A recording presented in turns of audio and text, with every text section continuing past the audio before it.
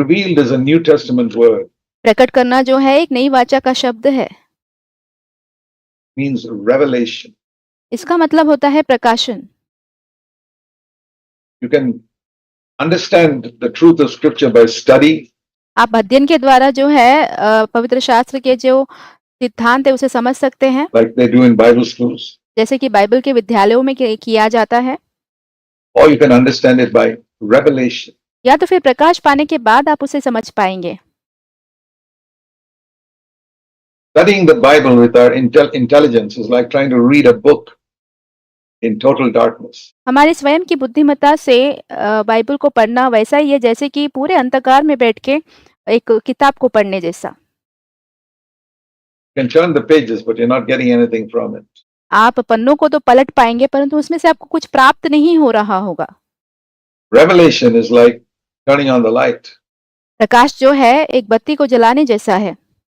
It's not enough to have a book to be able to read it. You need light. आपके पास पढ़ने के लिए एक किताब होना जरूरी नहीं है परंतु आपके पास ज्योति होना चाहिए। And it's like that.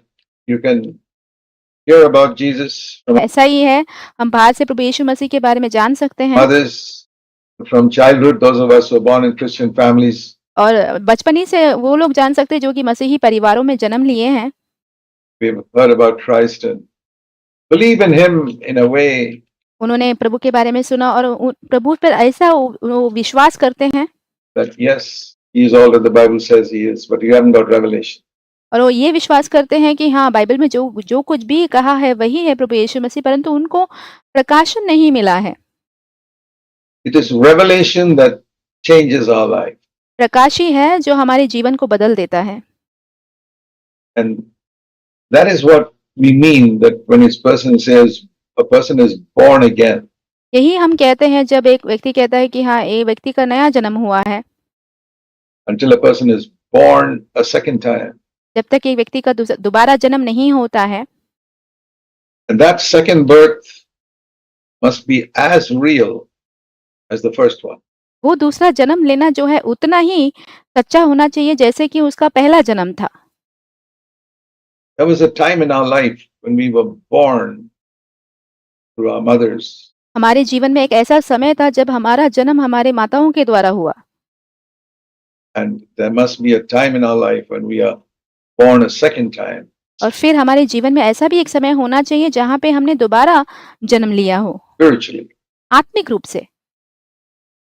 And until that happens, और जब तक ऐसा नहीं होता है, person is not a Christian. एक व्यक्ति जो है एक मसीही नहीं है। And as I have traveled all over India and other places, जैसे कि मैंने भारत में बहुत सारी जगह सफर की है, दूसरे देशों में भी सफर की है। my conviction is 90% of those who call themselves Christians, Protestants and Roman Catholics and Pentecostals, are not Christian. मेरा मानना यह है कि 90% लोग जो अपने आप को मसीही कहते हैं उसमें उनमें प्रोटेस्टेंट है, रोमन कैथलिक है, पेंटेकोस्ट है, परंतु वो मसीही नहीं है। They've not had a born again experience. They've not had the Holy Spirit उनके पास वो नया जन्म पाया वो अनुभव नहीं है, उनके पास पवित्र आत्मा नहीं है, giving them a revelation. उनके पास पवित्र आत्मा नहीं है जो कि उन्हें प्रकाश दे रहा है। It's just sort of, they've felt that this group is better than that group and they've chosen this church instead of that church. ये ऐसा ही है जैसे कि उनको लगा कि ये जो झुंड है दूसरे झुंड से बेहतर है, उनको लगा कि ये जो कलीसिया है वो दूसरी कलीसिया से बेहतर है। They go along with the doctrines of that church and they think they are children of God. Well, और वो उस कलीसिया के जो भी सिद्धांत है उसे लेकर चलते हैं और वो सोचते हैं कि वो परमेश्वर के संतान हैं। this is not something we can take lightly. ये ऐसी कोई बात नहीं है जिसे हम हल्के में ले सकते हैं, Because even if you convince everyone in the world that you're a born again Christian, यदि आप पूरे दुनिया के लोगों को ये यकीन दिला दे कि हाँ आप एक नए जन्म पाए हुए परमेश्वर के संतान हैं, and God doesn't think so, पर परमेश्वर ऐसे नहीं सोचते हैं आपके बारे में, you've just fooled yourself for all your life. And तो फिर आपने अपने आप को पूरी जिंदगी के लिए मूर्ख बना दिया है। when Christ comes back, we'll be shocked and stunned that जब प्रभु यीशु मसीह वापस आएंगे तब तो हम चौंक जाएंगे, अचंभित रह जाएंगे we are not part of His kingdom. कि हम उसके राज्य के भागीदार नहीं हैं। So the important thing is not what other people think about us. तो सबसे महत्वपूर्ण बात ये नहीं है कि दूसरे लोग हमारे बारे में क्या सोचते हैं। They thought Jesus was the devil, and people have hated the strong messages I preach. They've called me the devil too. That's fine. तो लोगों ने सोचा कि प्रभु यीशु मसीह शैतान है, तो मैंने जो एकदम कठिन संदेश सुनाए हैं उसकी उसकी वजह से उन्हें वो बहुत ही कठोर लगा, तो उन्होंने मुझे भी शैतान कहा है, तो वो ठीक है। Important thing is, what does God think about you? सबसे महत्वपूर्ण बात ये है कि परमेश्वर आपके बारे में क्या सोचते हैं। My dear brothers and sisters, and even you young people, मेरे प्रिय भाइयों-बहनों, आप जो जवान लोग हैं उनको भी मैं कहता हूँ, it's very important for you to ask yourself, ये बहुत ही महत्वपूर्ण है कि आप अपने आप से ये प्रश्न करें, what does Jesus Christ think of me? प्रभु यीशु मसीह मेरे बारे में क्या सोचते हैं?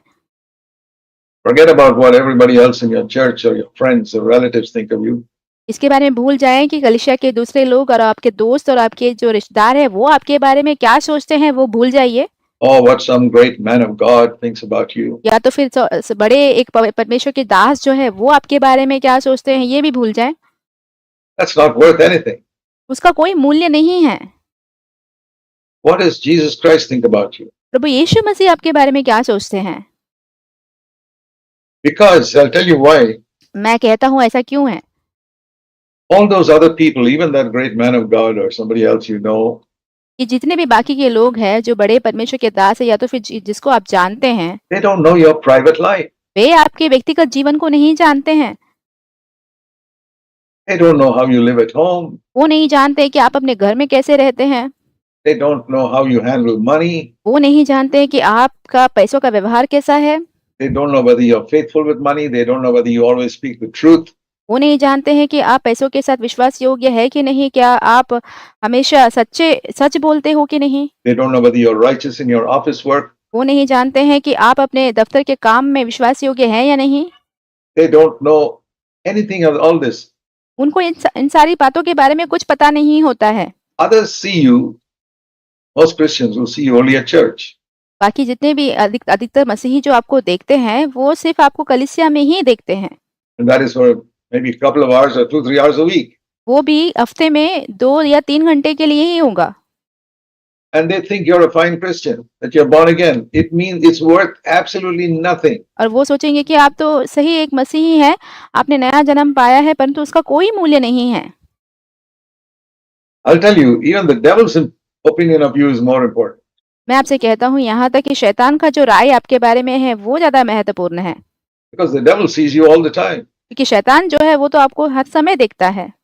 The devil knows how you behave at home. The वो जानता है कि आप अपने घर में कैसे रहते हैं। devil knows how you speak to your wife or your husband. शैतान जानता है कि आप अपनी पत्नी या पति से कैसे बात करते हैं।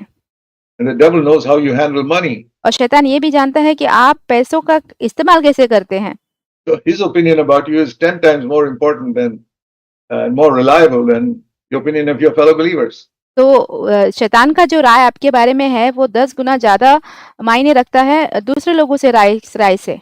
But there's one thing even the devil doesn't know. पर एक ऐसी बात है जो कि शैतान भी नहीं जानता। That is our thought life. वो है हमारे सोच विचार का जीवन।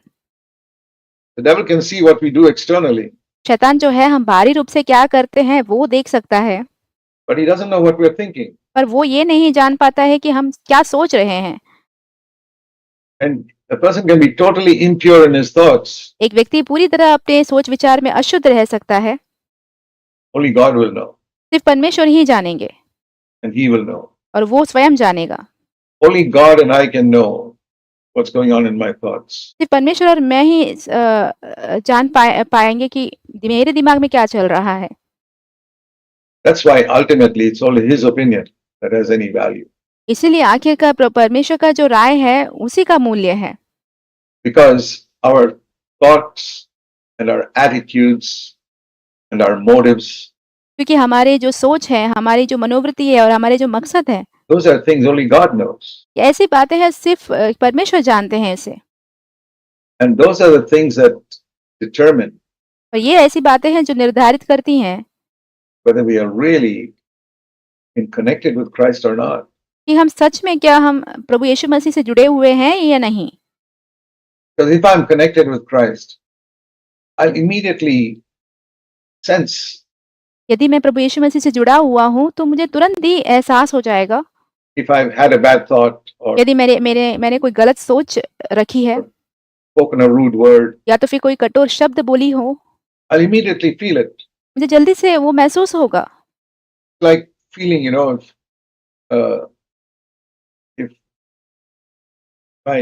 if somebody scratches my hand, ये ऐसा ही होगा जैसे कि अगर किसी ने मुझे नोच लिया मेरे हाथ को, my brain immediately feels it.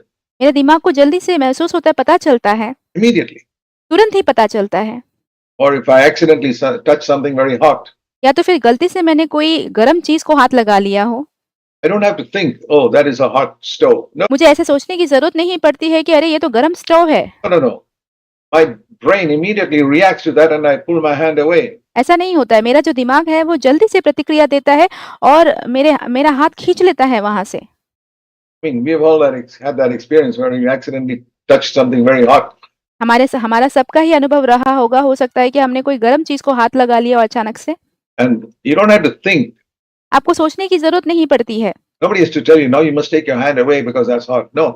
किसी को आपको बोलने की ये ज़रूरत नहीं पड़ती है कि देखो अभी आपको अपने हाथ को हटा लेना है क्योंकि ये बहुत गरम चीज़ है। It's an immediate reaction. ये तुरंत आने वाली एक प्रतिक्रिया है।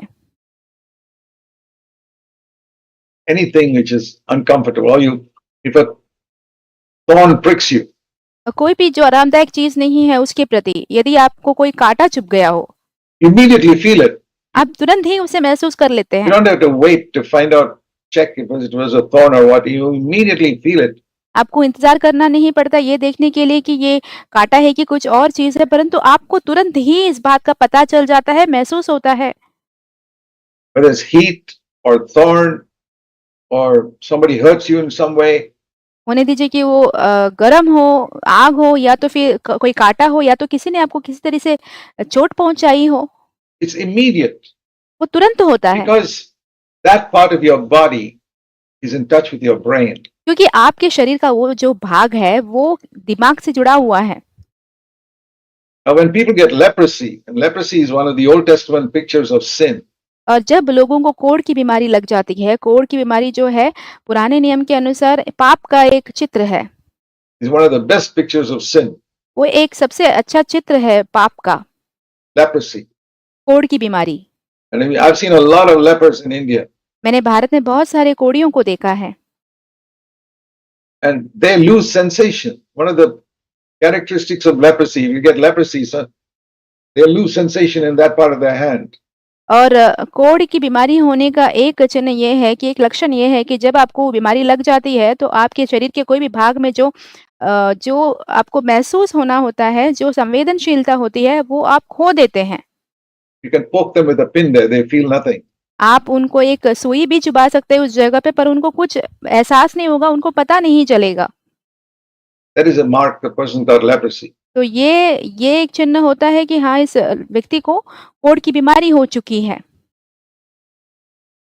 If you can speak an angry word to somebody यदि आप किसी से गुस्से भरे शब्दों से बात कर सकते हैं and don't feel convicted about it, और उसके बारे में आपको कोई एहसास ही नहीं होता है, my dear brother and sister, let me gently remind you, मेरे प्रिय भाइयों बहनों, मैं आपको बहुत ही कोमलता से याद दिलाता हूँ, it's possible that you got leprosy spiritually.